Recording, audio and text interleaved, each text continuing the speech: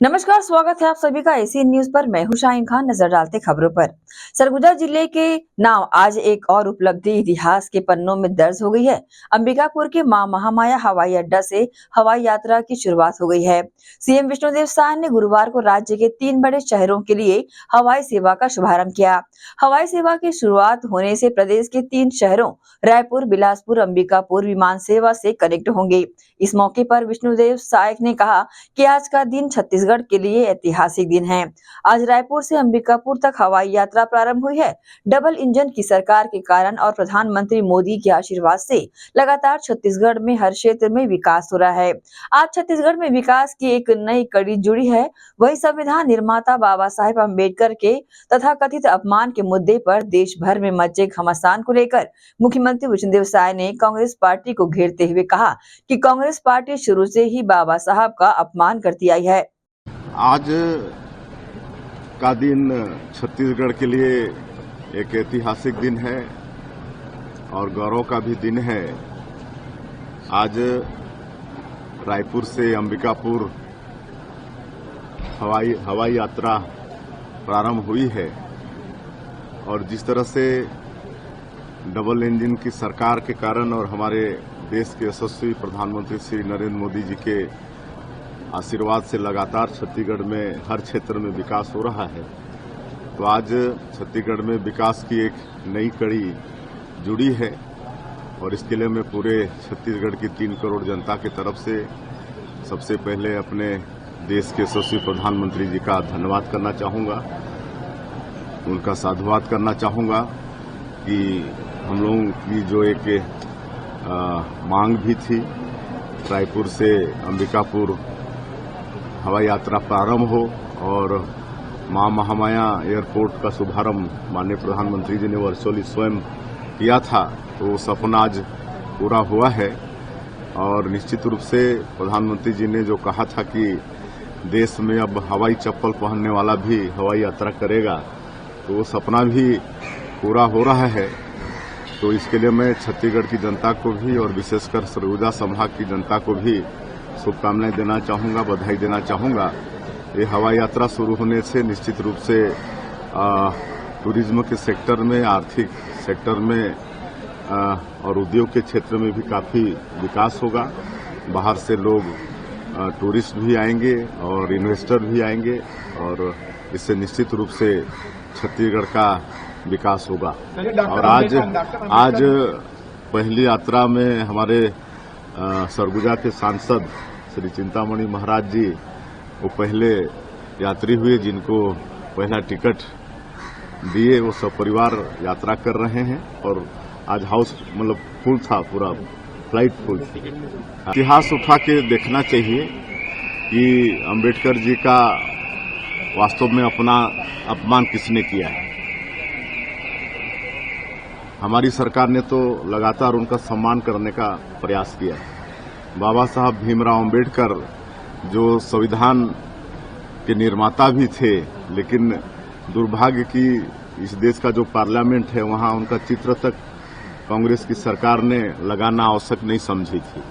वो सम्मान भी देने का काम हमारी सरकार ने किया और बाबा साहब भीमराव अंबेडकर जहां जन्म लिए, जहां शिक्षा लिए, जहां दीक्षा लिए, जहां उनका निर्माण हुआ, ऐसे 5 जगहों को पंचतीर्थ का नाम देकर वहां विकास करने का काम हमारी भारतीय जनता पार्टी की सरकार ने की है। सर कितने हैं सर आप? अब इनका अपना विषय है, इसमें हम क्या कहना चाहेंगे। पर हमला किया गया और सरकार कहीं न कहीं इस मामले को दबाने की कोशिश। पिछले 1 साल में नक्सलवाद के साथ जिस मजबूती के साथ हमारे सुरक्षा बल के जवान लड़ रहे हैं और जिस तरह से 1 साल में 220 से ज़्यादा नक्सली मारे गए हैं, 1500 से ज़्यादा या तो आत्मसमर्पण किए हैं या उनकी गिरफ्तारी हुई है और इसकी प्रशंसा पूरे देश में हो रही है। और माननीय गृह मंत्री जी का संकल्प है कि 2026 मार्च तक देश से नक्सलवाद समाप्त करना है और उस दिशा में डबल इंजन की सरकार के कारण लाभ भी मिल रहा है और मुझे पूरा विश्वास है कि हमारे माननीय गृह मंत्री जी छत्तीसगढ़ विधानसभा अध्यक्ष डॉक्टर रमन सिंह ने राजनांदगांव के नंदई चौक में आयोजित बाबा गुरु घासीदास जी की जयंती के पावन अवसर पर आयोजित कार्यक्रम में सम्मिलित होकर गुरु घासीदास जी के पावन वचनों को स्मरण किया। इस दौरान उन्होंने वन नेशन वन इलेक्शन को लेकर कहा कि भारत में एक राष्ट्र एक चुनाव न केवल हमारे राष्ट्र की प्रगति की रफ्तार बढ़ाएगा बल्कि भारतीय लोकतंत्र को भी और अधिक मजबूत करेगा। आजादी के बाद देश के पहले चुनाव 1952 में हुए और तब से लेकर 1967 तक लोकसभा और विधानसभा के चुनाव एक साथ ही होते आए हैं। आज प्रधानमंत्री नरेंद्र मोदी पुनः भारत की प्रगति के लिए एक राष्ट्र एक चुनाव का बिल लाए हैं और जल्द ही इसके लागू होते ही देश में निर्वाचन प्रक्रिया और अधिक मजबूत होगी। ये जिस प्रकार के माहौल आज लोकसभा में देखने को मिला, ये पूरा देश, और शायद उनको ये नहीं मालूम कि जब पहली बार इस देश में चुनाव हुआ आज़ादी के बाद 1952 और 1952 से लगातार 1967 तक one nation one election, constitution में यही है कि लोकसभा और विधानसभा एक साथ होना चाहिए। शायद उन्होंने इतिहास को पलट के नहीं देखा है कि 52 में जब चुनाव हुए लोकसभा और विधानसभा के एक साथ हुए, उसके बाद लगातार 67 तक होते रहे। 67 में कुछ राज्य सरकारें गिर गई, इसलिए उसमें क्रम में थोड़ा परिवर्तन आ गया। मोदी जी उसी गलती को ठीक करना चाहते हैं कि एक बार में लोकसभा विधानसभा एक मतदाता सूची में एक मशीन में हो जाए। देश का खर्चा बचेगा, टाइम बचेगा और आचार संहिता में जो समय बर्बाद होता है वो बचेगा। और दूसरे फेज में नगर पालिका नगर पंचायत के चुनाव हो जाए, एक ही वोटर लिस्ट रहेगा, बार बार वोटर लिस्ट के प्रकाशन की जरूरत नहीं, आपत्ति की जरूरत नहीं रहेगी और समय बचेगा। और इसमें कम से कम आप पूरे देश का और पूरे राज्यों।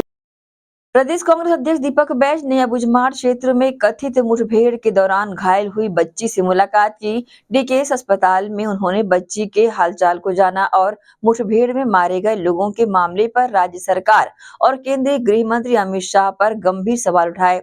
मीडिया से चर्चा करते हुए दीपक बैज ने कहा कि बस्तर में अमित शाह की मौजूदगी से पहले निर्दोष आदिवासियों को निशाना बनाया गया।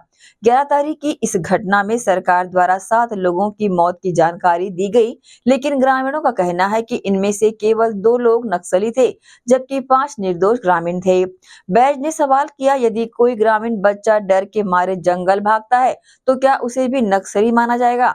क्या घर में काम कर रहे निर्दोष आदिवासियों को उठाकर मुठभेड़ में मारना न्याय संगत है? शासन प्रशासन दावा कर रही है 7 लोगों के नक्सलियों को मारे जाने का, जबकि स्पष्ट गांव वाले कह रहे हैं कि 7 नहीं 2 नक्सली हैं और 5 ग्रामीण हैं। और जो निर्दोष जो 4 बच्चियों को मारा गया है, ये भी निर्दोष है, कोई नक्सली नहीं, ये ग्रामीणों का कहना है। और यहाँ पे गोली लगी है पीछे गर्दन में, गले के पीछे गर्दन में, चिंताजनक है। डॉक्टरों से चर्चा हुई हमारी, हालांकि अभी स्टेबल है, लेकिन उसकी जान को खतरा हो सकता है, गंभीर मामला है, उसको ऑपरेशन करना बड़ा कठिन है।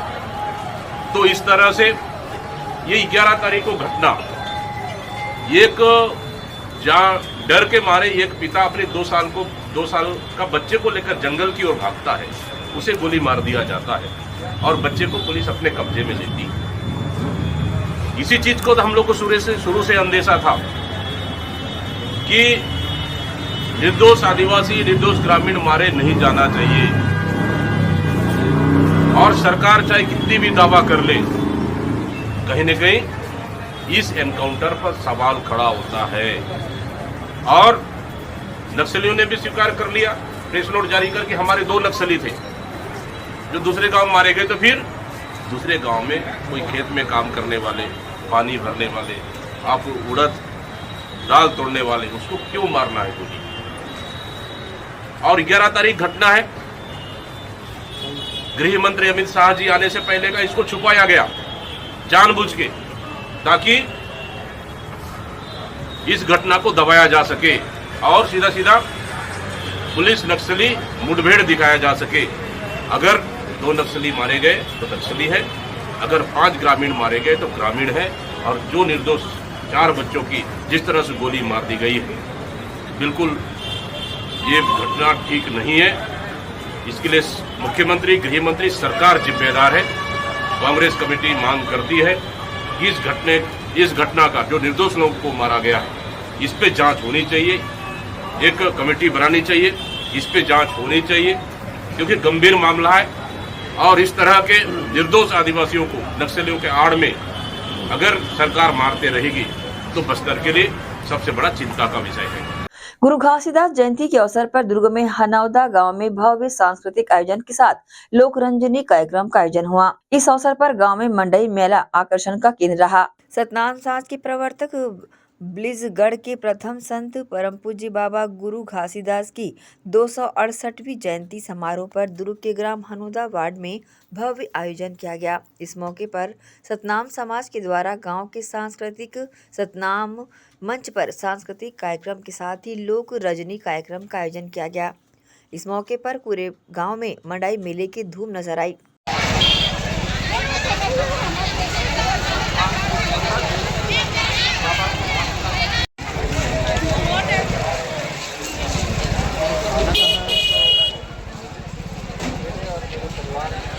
कार्यक्रम में सतनाम पूजा मंगल आरती के साथ हुए आयोजन में एक दिन पूर्व भव्य शोभा यात्रा निकाली गई थी, जिसमें समाज की महिलाओं ने बढ़ चढ़कर हिस्सा लिया था।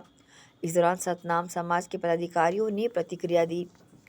परम पूज्य गुरु घासीदास बाबा जयंती समारोह 268वीं मना रहे हैं। हमारे गांव में भाईचारा का भावना रहता है। हमारे गांव में कम से कम महिलाओं के उत्थान के लिए शिक्षा के क्षेत्र में, खेल के क्षेत्र में, सांस्कृतिक के क्षेत्र में और पढ़ाई को बहुत ही महत्व देते हैं। अभी कम से कम हमारे गांव में 100 महिला समूह बनी है। समूह के माध्यम से हमारी महिला आत्मनिर्भर हो रही है और हमारे बच्चे इंजीनियरिंग की पढ़ाई कर, डॉक्टर की पढ़ाई कर बहुत आगे बढ़ रहे हैं।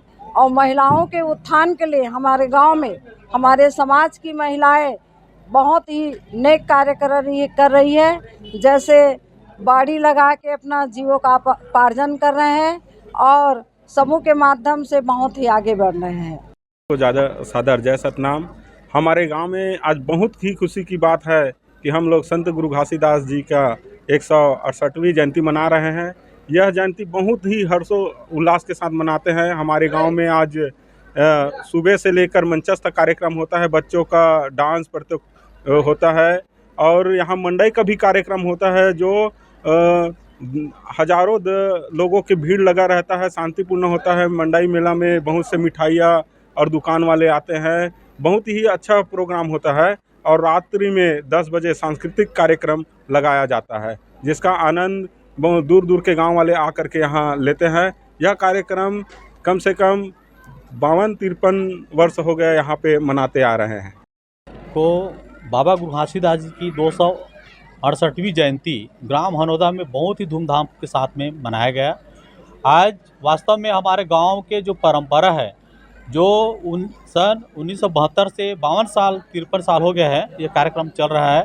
बहुत ही हर्षोल्लास के साथ में मनाते हैं। कोई सतनामी समाज का नहीं ये कार्यक्रम है, पूरे गांव मिल करके आपको देखने को मिलेगा कि हमारे गांव में जो मंडई मेला का आयोजन हो रहा है उसमें सतनामी समाज के यहाँ तो कम मेहमान पहुँचते हैं। जितने भी बाहर के और जितने भी समाज है उसके यहाँ हमारे से कई गुना ज़्यादा मेहमान यहाँ पर पहुँचते हैं और सब हर्षोल्लास के साथ में, एक भाईचारा के साथ में, एक दोस्ती के साथ में यह बाबा गुरु घासीदास जी का पर्व मनाते हैं।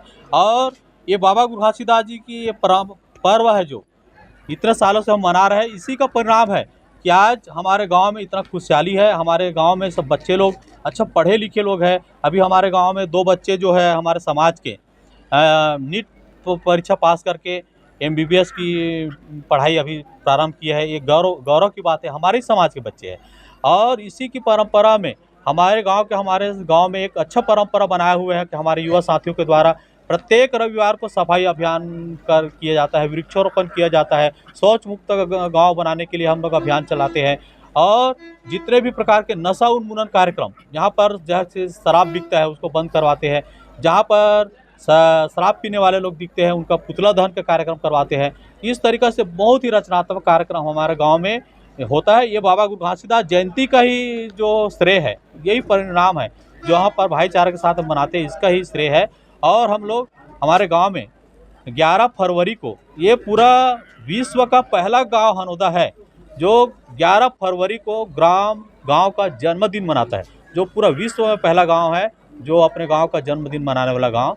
लगातार हम लोग 2014 से इस गांव को मना रहे हैं, इस पर्व को मना रहे हैं, और पूरे गांव मिलकर के इस कार्यक्रम में जिस प्रकार से यहाँ पर शामिल हुए उस प्रकार से सब मिल रहे हैं। हमारे गांव में सतनामी समाज द्वारा और सर्व समाज मिलकर के सन 72 से लगातार अच्छे से इसी प्रकार के आज आपके सामने में जिस प्रकार से है उसी प्रकार से सन 72 से मनाया जाता है परम पूज्य गुरु घासीदास बाबा जी की जयंती, जिसमें आज मुख्य अतिथि के रूप में खैर विजय बघेल को दिए थे मुख्य अतिथि के नाम से, मगर वो सांसद सत्र चल रहा है इस कारण नहीं आए। तो आज ललित चंद्राकर जी विशेष अतिथि के रूप में आए थे और हमारे डॉक्टर पी बालकिशोर जी जो अपन दुर्ग शासकीय हॉस्पिटल में सीएमओ के पद पे थे, उन्होंने अध्यक्षता किए हैं और उसके बाद हमारे समस्त समाज के लोग थे। बच्चों द्वारा सांस्कृतिक कार्यक्रम हुआ है जिसमें बहुत अच्छे ढंग के सुहाना कार्यक्रम हुआ है। बच्चे लोग पंथी नृत्य किए हैं, 12मासी गायन किए हैं और हमारे गांव में कल के डेट में 17 तारीख को गांव में बहुत अच्छा शोभा यात्रा निकाले थे, जिसमें संपूर्ण महिला युवक सभी नाचते गाजते पूरा गांव का भ्रमण किए हैं। 250 साल से अधिक ये समय बीत चुका है। हमको ये देखने मिल रहा है समाज तो आज हमेशा सहयोग करते आए हैं शासन का, मगर शासन के द्वारा आज गिरौदपुरी के पास अमर गुफा है, वहाँ का जो घटना घटित हुआ है उसके लिए हम सर्व समाज सतनामी समाज दुखी हैं, क्योंकि आज जो गलत काम नहीं किया, सतनामी समाज तो एकदम शांति स्वभाव का व्यक्ति है, आज तक से हम लोग हिंसा नहीं करना सीखे हैं। तो आज जितने भी हमारे समाज के निर्दोष लोगों को जेल में डाल दिया गया है शासन के द्वारा, ये सबसे अन्यायपूर्ण है।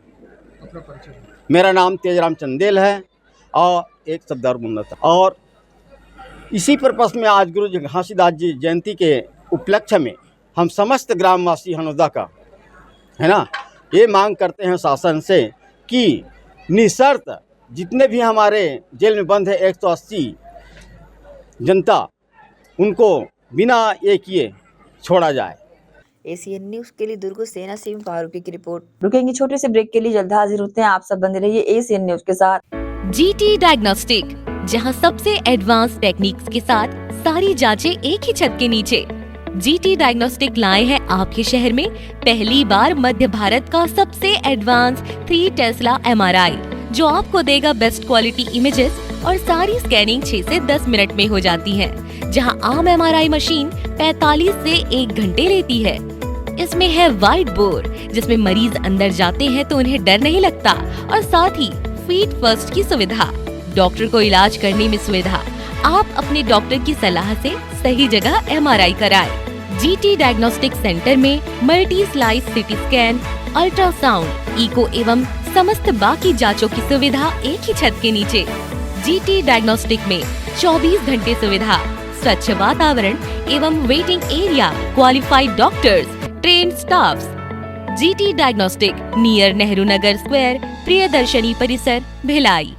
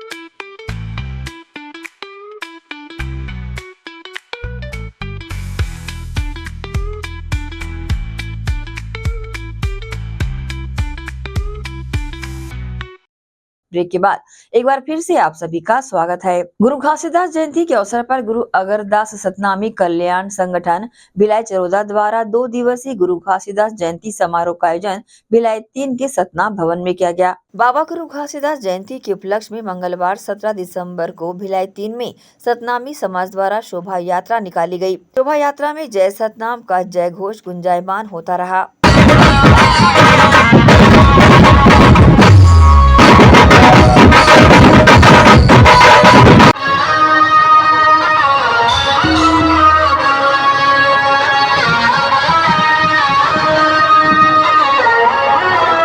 मन के एक समान का संदेश देने वाले गुरु घासीदास जयंती के अवसर पर समाज द्वारा दोपहर बाद शोभा यात्रा निकाली गई। शोभा यात्रा भिलाई 3 से प्रारंभ होकर विभिन्न जगहों का भ्रमण कर सतनाम भवन में समाप्त हुई। वहीं 18 दिसंबर को बाबा गुरु घासीदास की जयंती समारोह का भव्य आयोजन भिलाई 3 के सतनाम भवन में किया गया। इस मौके पर मुख्य अतिथि के रूप में अहिवारा विधानसभा की विधायक डोमनलाल कोरसेवाड़ा शामिल रहे।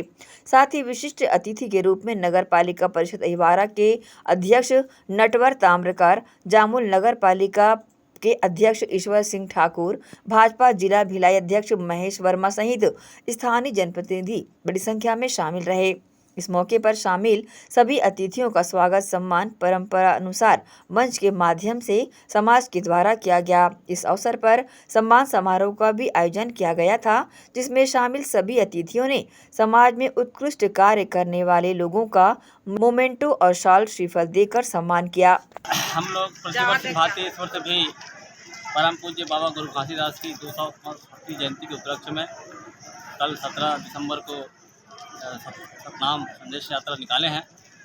संदेश यात्रा सतनाम भवन से प्रारंभ होकर शिक्षा गेट, बाजार चौक, तहसील ऑफिस वापस समापन हुआ सतनाम भवन में। और आज गुरु घासीदास की जयंती संपन्न हुआ है, जिसमें हम लोगों ने जो परंपरा है कि हमारे मंच में अन्य समाज के लोगों को भी सम्मान करते हैं।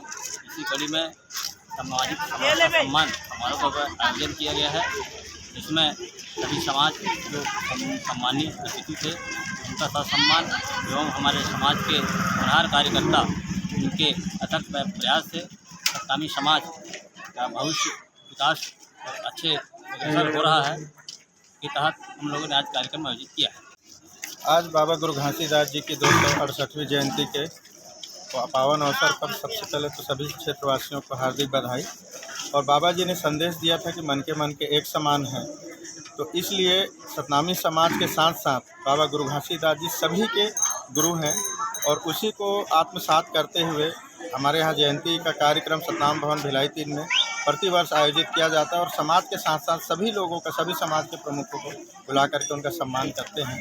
और साथ ही साथ एक एकरूपता हो, सभी समाज मिल करके एक साथ संगत और पंगत, एक संत, एक गण, एक पंथ की भावनाओं को जागृत करते हुए यह कार्यक्रम होता है। और एक साथ एक पंगत में बैठ करके सभी लोग भोजन करते हैं। गुरु घासीदास बाबा जी की जय हो, के चरणों पे मेरा सादर नमन है। आज हम बाबा गुरु घासीदास जी की 268वीं जयंती मना रहे हैं और बाबा जी के कहे अनुसार मन के एक समान मानव जीवन को एक बहुत ही प्रमुख संदेश दे के गए हैं। इसी कड़ी में हम बाबा जी को याद कर बाबा जी की जयंती मनाते हैं और सभी को उनके बताए हुए रास्ते पर चलकर सद्गुण अपने ग्रहण करते हुए एक मानव कल्याण के लिए काम करें। बस यही संदेश सभी तक पहुँचाना। जय श्री। बहरहाल इस अवसर पर सांस्कृतिक कार्यक्रमों की प्रस्तुतियां भी यहां पर दी गई। बच्चों के द्वारा प्रस्तुति दी गई, जिसमें बड़ी संख्या में समाज के लोग शामिल रहे। एसीएन न्यूज के लिए शैलेंद्र खरे की रिपोर्ट। संत शिरोमणि परम पूज्य गुरु घासीदास जी की जयंती पर गुरु अगरदास सतनामी कल्याण संगठन भिलाई चरोदा द्वारा 2 दिवसीय गुरु घासीदास बाबा की 268वीं जयंती समारोह का आयोजन किया गया। यहां पर नगर पालिका जामुल परिषद के अध्यक्ष ईश्वर सिंह ठाकुर विशिष्ट अतिथि के रूप में शामिल हुए। जहां एक और सारा सतनामी समाज 18 दिसंबर को अपने धर्म गुरु घासीदास जी की 268वीं जयंती मना रहा था, तो वहीं भिलाई चरोदा में गुरु अगरदास सतनामी कल्याण संगठन द्वारा भी बहुत ही धूमधाम से अपने गुरु घासीदास जी की 268वीं जयंती मनाई जा रही थी और इस मौके पर अनेकों कार्यक्रम भी आयोजित किए गए थे। इस आयोजन में बतौर विशिष्ट अतिथि नगर पालिका परिषद जामुल के अध्यक्ष ईश्वर सिंह ठाकुर शामिल हुए, जहाँ उनके हाथों से समिति के सभी सदस्यों का स्वागत सम्मान किया गया। तत्पश्चात उन्होंने अपना उद्बोधन दिया, जहाँ उन्होंने संत शिरोमणि पूज्य गुरु घासीदास जी के बताए हुए रास्ते पर चलने का संकल्प लिया और पूरे सतनामी समाज से भी आग्रह किया कि वे सदैव सत्य और आदर्शों पर चलने का प्रयास करें। संगठन द्वारा इस अवसर पर अन्य कई कार्यक्रमों का भी आयोजन किया गया था, जिसमें नगर पालिका परिषद जामुल के अध्यक्ष ने अपनी उपस्थिति दर्ज कराई। सर्वप्रथम मंचीय कार्यक्रम के दौरान गुरु अगरदास सतनामी कल्याण संगठन के पदाधिकारियों ने अपने विशिष्ट अतिथि ईश्वर सिंह ठाकुर का परंपरा अनुसार गर्म जोशी के साथ स्वागत किया और उसी मंची कार्यक्रम के अंतिम कड़ी में नगर पालिका परिषद जामुल के अध्यक्ष ईश्वर सिंह ठाकुर को स्मृति चिन्ह, शॉल और श्रीफल भेंट कर उनका आभार भी जताया। जामुल पालिका अध्यक्ष ईश्वर सिंह ठाकुर ने सर्व सतनामी समाज को इस दिन विशेष की ढेरों बधाइयाँ प्रेषित की। बाबा गुरु घासीदास जी के चरित्र पर प्रकाश डालते हुए संत शिरोमणि का दर्जा किस तरह प्राप्त हुआ यह भी बताया। और आप सभी से मेरा विनम्र निवेदन है कि बाबा जी के बताए हुए मार्गों पर चलकर अपने परिवार का, अपने समाज को उत्थान करें। यह पूरे संसार के लिए एक मिसाल है, बाबा जी की देन है। तो मैं आप सभी से इतना ही कहना चाहूँगा, बाबा जी जो बताए हैं मार्ग उसमें चलकर अपने आप को धन्य करें, ऐसा मेरा आप सभी से अपेक्षा है। और ज़्यादा कुछ न बोलते हुए हमारे पास हमारे इस मंच पर बहुत ही प्रखर वक्ता हमारे भाई नटवर ताम्रकर जी हैं, बागी का अगर वो। मैं सबसे पहले पूरे मानव जीवन में जो उपलब्धियां हैं बाबा जी का, उसके लिए मैं 18 दिसंबर का पावन अवसर और शुभ दिन के लिए समस्त सतनामी समाज और पूरे विश्व को लोगों को बहुत बहुत ढेर सारी शुभकामनाएं देता हूं। और इतना ही कहना चाहूँगा कि बाबा जी ने जो संदेश दिया है मन के एक समान, जो कि पूरे विश्व के लिए लागू होता है, सभी मानव जाति के लिए है। सब समान रूप से एकता और समरसता को आगे बढ़ाते हुए अपनी जीवन शैली को बाबा के बताए हुए रास्तों में चलना है और उनके सिद्धांत के अनुरूप अपने जीवन को ढालना है। तो मानव जीवन का जो गुण बताए बाबा जी ने, उसी के लिए कल हम सब शामिल हुए घासीदास जयंती में और बाबा जी का आशीर्वाद मिला, समाज का भी आशीर्वाद मिला। तो मैं समस्त सतनामी समाज के बंधुओं को मैं बहुत बहुत साधुवाद और धन्यवाद देता हूं कि उन्होंने बुलाकर बाबा जी के पावन अवसर पर हमको जो सम्मान दिया, उसके लिए हम सब दिल के से आभार व्यक्त करते हैं और चाहेंगे कि बाबा जी का जो आदेश है उसको हम सभी मानव जीवन में पालन करें और अपने जीवन को धन्य बनाएं। छत्तीसगढ़ की सियासत से जुड़ी एक बड़ी खबर सामने आई है, जहां जनता कांग्रेस छत्तीसगढ़ जोगी सुप्रीमो रेणु जोगी ने पार्टी के कांग्रेस में विलय की इच्छा जताई है। इसके लिए उन्होंने पीसीसी दीपक बैज को पत्र लिखा है। इसे लेकर रेणु जोगी ने कहा कि कांग्रेस में पार्टी के विलय के लिए पत्र लिखा है, उम्मीद है कांग्रेस पार्टी निर्णय लेगी। उन्होंने आगे कहा कि अजीत जोगी और हमारे परिवार को कांग्रेस ने बहुत दिया, हमारी विचारधारा भी वैसे ही है। साथ ही उन्होंने कहा कि हम लोगों ने एक परिवार की तरह स्नेह सम्मान जो कुछ भी पाया है वो कांग्रेस पार्टी की ही देन है। क्या निर्णय लिया है अभी आपने? जी, मैंने निवेदन किया है हमारे प्रदेश अध्यक्ष श्री दीपक बैज, विपक्ष के नेता श्री चरणदास बहन जी और प्रभारी सचिव महासचिव श्री सचिन पायलट जी से और मल्लिकार्जुन खड़गे जी जो हमारे राष्ट्रीय अध्यक्ष हैं, उनको पत्र के माध्यम से अनुरोध किया है कि वे जनता कांग्रेस छत्तीसगढ़ के सभी सदस्यों और पदाधिकारियों को वापस कांग्रेस में विलय करते हुए हमें अपनी पार्टी में शामिल कर लें। कोई शर्त है क्या इसके लिए? इसके लिए निशर्त हम लोग, चूँकि पुराने कांग्रेस के सदस्य रहे हैं, हमारी विचारधारा, हमारा धर्म सभी कांग्रेस के प्रति समर्पित है, तो बिना किसी शर्त के हम लोग चाहते हैं कि हमारी कांग्रेस में पुनः वापसी हो सके। इनके देखिए, उम्मीद पर दुनिया कायम है, तो मैं भी उम्मीद करती हूँ कि हमारे इस अनुरोध को कांग्रेस पार्टी के जो पदाधिकारी हैं, जो समिति के सदस्य हैं, वे इस पर बिलासपुर जिले के रतनपुर स्थित धान खरीदी केंद्र में किसानों से अवैध रूप से पैसे वसूलने का मामला सामने आया है।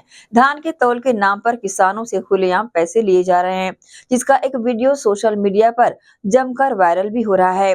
वायरल वीडियो में देखा जा सकता है कि धान खरीदी केंद्र पर कुछ कर्मचारी किसानों से अवैध वसूली कर रहे हैं। इस वीडियो के सामने आने के बाद धान खरीदी केंद्र की व्यवस्थाओं पर गंभीर सवाल उठने लगे हैं। अब देखना ये होगा कि प्रशासन इस मामले में कौन से कड़े कदम उठाता है और किसानों से अवैध वसूली करने वाले आरोपियों पर कार्रवाई होती है या नहीं। चल लॉन्च हो गया, चलो लॉन्च करो कौन लगा के अच्छा लगा सुनना तो लगवाते चलो सामान चलना हो गया चलना वो सुना है कान। हाँ, वो आदमी आगे बोरल देवा देते कम से कम। काहे का लिया भाई पैसा? चल यार, काहे का पैसा लगा? तो आईडी किसका? अभी पैसा एंट्री में मैं मुकर्दम नहीं हूँ यहाँ का, ठीक है। हाँ। तो उनका मुकर्दम छुट्टी, मैं सिर्फ गिनती कर रहा हूँ, पैसा नहीं नहीं अभी वो तो मैं अभी रिकॉर्ड किया हूँ ना। ठीक है, नहीं मजाक। क्या नाम है? मैं यहाँ का मुकर्दम नहीं हूँ, मुकर्दम मेरे बात कर रहा उससे। नहीं तो ये क्या चीज है? ठीक है, ये मुकर्दम है, ये मेरे सामान है, काम कर गया है। तो अच्छा, तो आपका नाम क्या है? मेरा नाम है पवन। तो ये एंट्री आप कर रहे हो? हाँ, यही करता है एंट्री। इससे वो बात कर लो, आप जो भी करना है इससे कर लो। तो दूसरे को दे दियो। चलो तुम्हारे साथ कर। रुकेंगे एक और छोटे से ब्रेक के लिए, जल्द हाजिर होते हैं। आप सब बने रहिए एशियन न्यूज के साथ। जीटी डायग्नोस्टिक, जहां सबसे एडवांस टेक्निक्स के साथ सारी जांचें एक ही छत के नीचे। जीटी डायग्नोस्टिक लाए हैं आपके शहर में पहली बार मध्य भारत का सबसे एडवांस 3 टेस्ला MRI, जो आपको देगा बेस्ट क्वालिटी इमेजेस और सारी स्कैनिंग 6 से 10 मिनट में हो जाती है, जहां आम MRI मशीन 45 से 1 घंटे लेती है। इसमें है वाइट बोर, जिसमें मरीज अंदर जाते हैं तो उन्हें डर नहीं लगता, और साथ ही फीट फर्स्ट की सुविधा, डॉक्टर को इलाज करने में सुविधा। आप अपने डॉक्टर की सलाह से सही जगह MRI कराएं। जीटी डायग्नोस्टिक सेंटर में multi slice CT scan, ultrasound, echo एवं समस्त बाकी जांचों की सुविधा एक ही छत के नीचे। जीटी डायग्नोस्टिक में 24 घंटे सुविधा, स्वच्छ वातावरण एवं waiting area, qualified doctors, trained staffs. GT diagnostic, near Nehru Nagar square, Priyadarshini परिसर, भिलाई।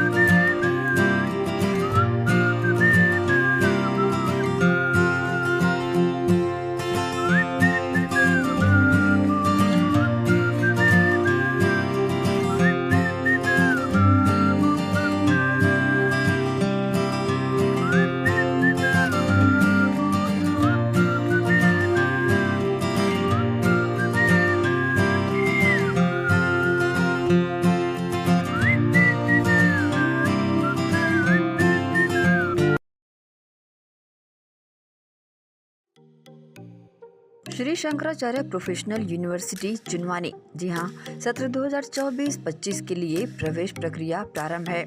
डिप्लोमा इन फार्मेसी एवं बैचलर ऑफ फार्मेसी के लिए प्रवेश प्रारंभ है। बिना PPHD दिए सीधा प्रवेश। इतना ही नहीं, 10वीं और 12वीं में गणित और विज्ञान के छात्रों के लिए सुनहरा अवसर है। सीमित समय, सीमित सीटें। अगर है सपनों को पूरा करना तो भरना होगा ऊंची उड़ान। जल्दी करें, प्रवेश प्रारंभ है। प्रेजेंटली शंकराचार्य ग्रुप के अंदर 4 फार्मेसी कॉलेजेस हैं।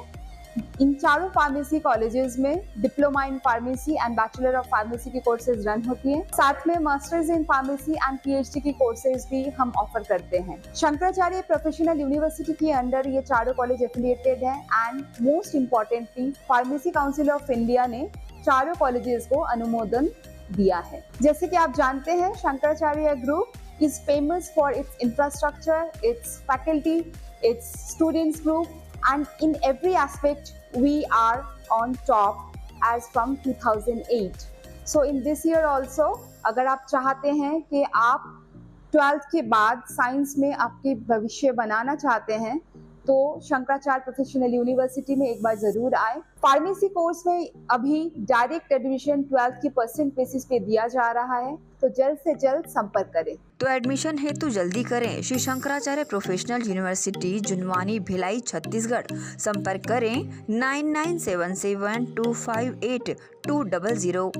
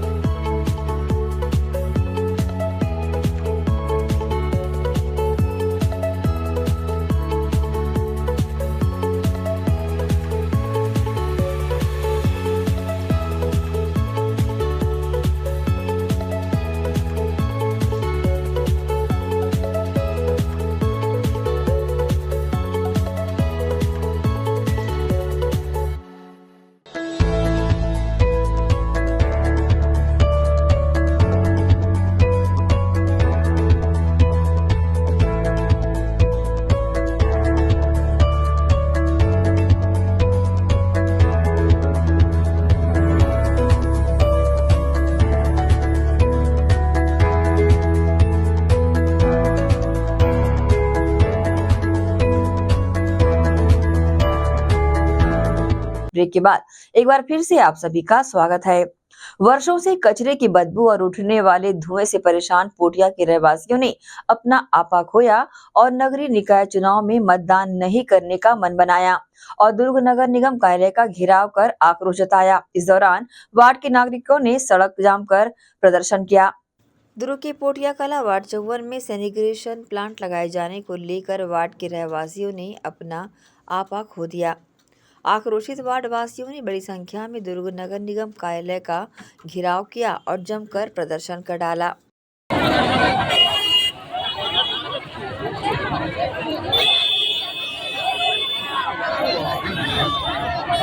भाई देखो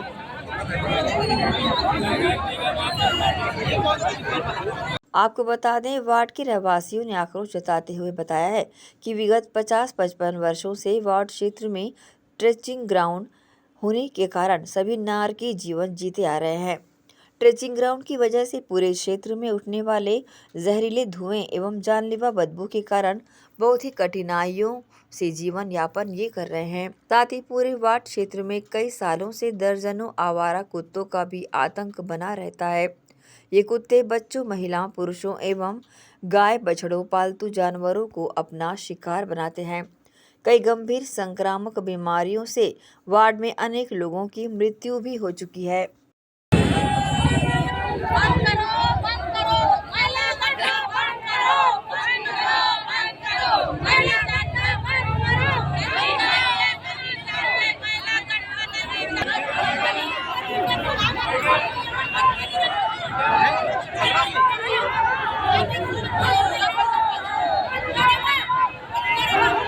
इस विषय को लेकर उन्होंने बताया कि इसे लेकर सभी वार्डवासी दुखदायी जीवन को भोगते हुए पिछले 2 वर्ष पूर्व पुराने ट्रेचिंग ग्राउंड की अनुबंध अवधि समाप्त पश्चात सभी नागरिकों के द्वारा आंदोलन होकर ट्रेचिंग ग्राउंड को हटाने नगर निगम प्रशासन को ज्ञापन भी सौंपा गया था। इसके बाद भी हो रही अनदेखी से नाराज वार्डवासियों ने प्रदर्शन करने की मजबूर हुए।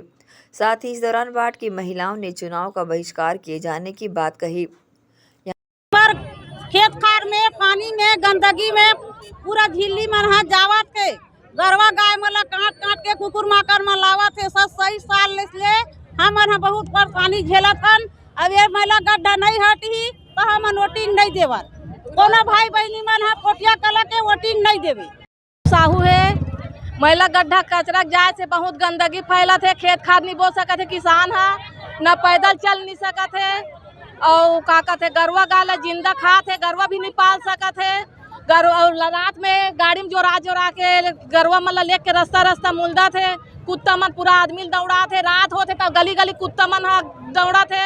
कैसे ठक निस्तारा होई तेला बताहू आप मन हा, मीडिया वाले मन हा। अब हटाना चाहत महिला गड्ढा हमारे पोटिया कला में होना नहीं चाहिए। यहाँ से हटना चाहिए। पहला गड्ढा हमारे पोटिया कला में आना नहीं चाहिए। बहुत परेशानी है। छोटे बड़े बच्चा भी चलना थे, स्कूल आना जाना करे थे, इधर उधर खेल रहा है। बच्चा गली में नहीं खेल सकते कुत्ता के कारण। बहुत परेशानी भाई, उसको हटाना अनिवार्य है। आप हटाओ, आज हटाओ। पहली वोटिंग के पहले हटना चाहिए, तब वोटिंग देंगे हमारे पोटिया गांव में। इस मौके पर प्रदूषित वातावरण में जीवन जी रहे लोगों ने दुर्ग निगम कार्यालय का घेराव कर आक्रोश जताया। साथ ही इस दौरान दुर्ग निगम के स्वास्थ्य अधिकारी धर्मेंद्र मिश्रा भी मीडिया से इस संबंध में कुछ भी बताने से नजर चुराते नजर आए। बताना चाहेंगे कि जब जिम्मेदार ही आंख बंद कर पीड़ित लोगों को तमाशा दिखा रहे हो तो ऐसे में वार्ड के नागरिकों के पास आंदोलन प्रदर्शन के अलावा कोई रास्ता नहीं बचता। साथ ही जिस तरह जब पीड़ित मीडिया से अपना दर्द बताता है तो उसी तरह जिम्मेदार अधिकारी को भी अपनी भूमिका निभानी चाहिए।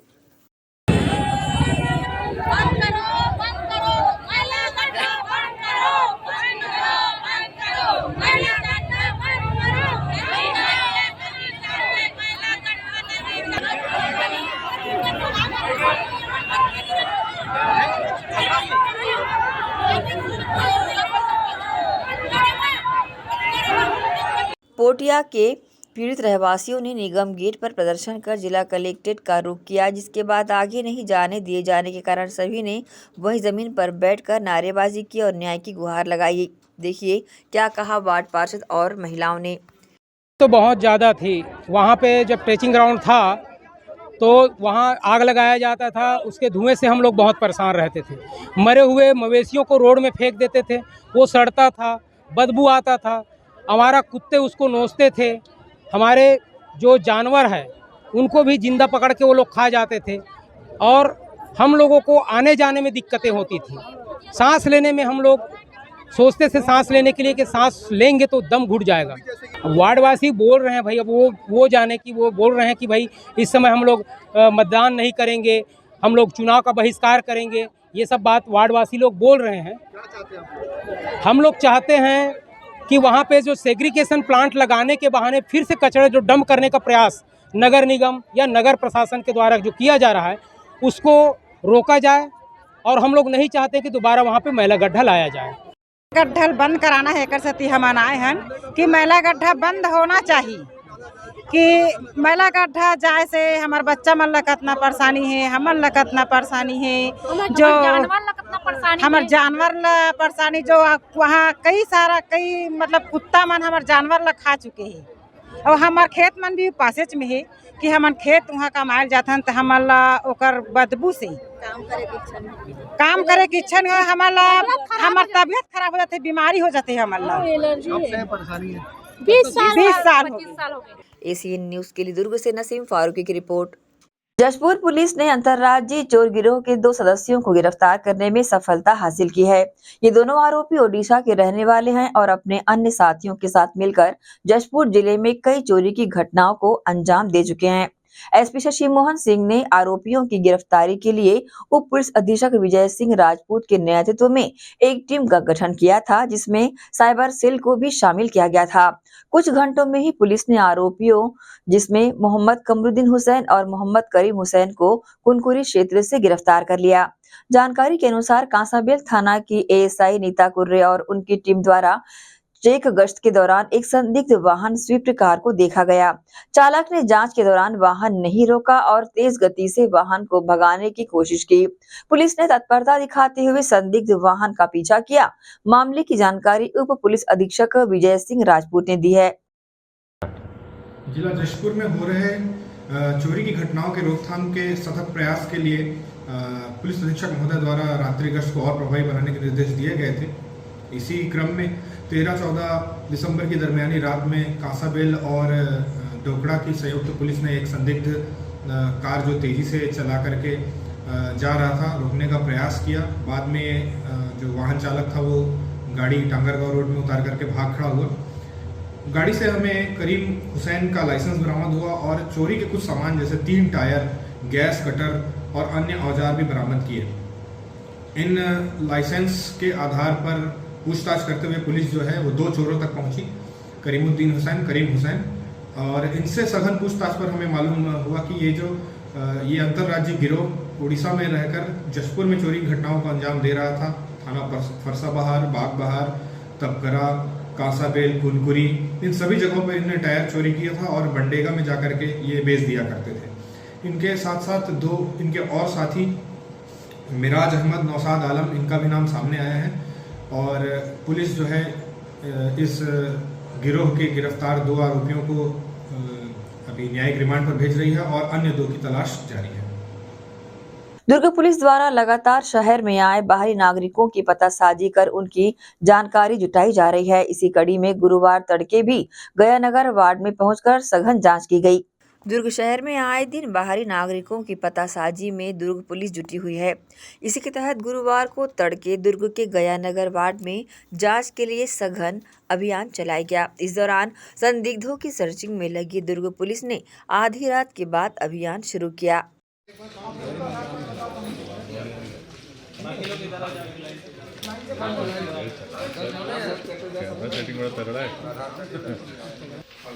हम तो कल आए थे साहब के वो फोकस सांगला साहब के साथ, तो एक हफ्ते में सब जमा कराने वाला। हाँ रेडी करवा रहा हूं। आपको बता दें, पुलिस को सूचना दिए बिना रहने वालों की खोज के लिए यह अभियान चलाया जा रहा है और यह अभियान काफी कारगर भी साबित हो रहा है। इससे बड़ी तादाद में लोगों की पतासाजी की जा रही है। वहीं आज सुबह लगभग 20 से अधिक लोगों की कड़ाई से पूछताछ की गई। यार तू क्यों छुप गया है यार, इधर बाहर थोड़ा आना। हाँ आ जा, फेस तो आना चाहिए मेरे को।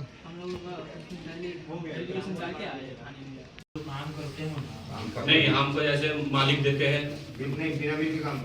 होते हैं हफ्ता में, उसको तुरंत कर देते हैं ना। इस दौरान दुर्ग पुलिस द्वारा सीएसपी व 5 थानों की पुलिस टीम के साथ 100 से भी अधिक ज्यादा पुलिस बल यहां पर तैनात रहा और अलग अलग संदिग्ध जगहों पर पहुंचकर तलाशी अभियान चलाया गया। एसीएन न्यूज के लिए दुर्ग से नसीम फारूकी की रिपोर्ट। बिलासपुर में पुलिस ने कानून व्यवस्था को चुनौती देने वाले बदमाशों पर सख्त कार्रवाई करते हुए उनका जुलूस निकाला। ये घटना तारबहार थाना क्षेत्र की है, जहां कुछ बदमाश गुंडागर्दी और मारपीट कर क्षेत्र में अशांति फैला रहे थे। पुलिस ने कार्रवाई करते हुए इन्हें गिरफ्तार किया और जनता के सामने उनका जुलूस निकाला। तारबहार पुलिस का कहना है कि ये कदम इसलिए उठाया गया है ताकि समाज में ये संदेश दिया जा सके कि कोई भी व्यक्ति कानून को अपने हाथ में नहीं ले सकता। उन्होंने कहा, इन आरोपियों ने गुंडागर्दी और मारपीट कर समाज में डर और अशांति का माहौल बना दिया था। हमने सख्त कार्रवाई करते हुए इन्हें गिरफ्तार किया और न्यायालय में पेश किया है। क्या मामला था सर? ये थाना तारबहार क्षेत्र का मामला है, जिसमें दो पक्षों के बीच में मारपीट हुआ था, जिस पर अलग अलग अपराध पंजीबद्ध किया गया था। इसी दौरान एक पक्ष के द्वारा केस में समझौता करने की बात को लेकर पुनः विवाद हुआ था। उस पर भी थाना तारबहार में अपराध पंजीबद्ध हुआ है, जिसमें आज अलग अलग मामलों में 3 आरोपियों को विधिवत गिरफ्तार किया गया है और आज इन्हें न्यायालय के समक्ष प्रस्तुत किया गया है। इसी के साथ ही आपसे लेंगे इजाजत। आप सब बने रहिए एसीएन न्यूज के साथ। नमस्कार।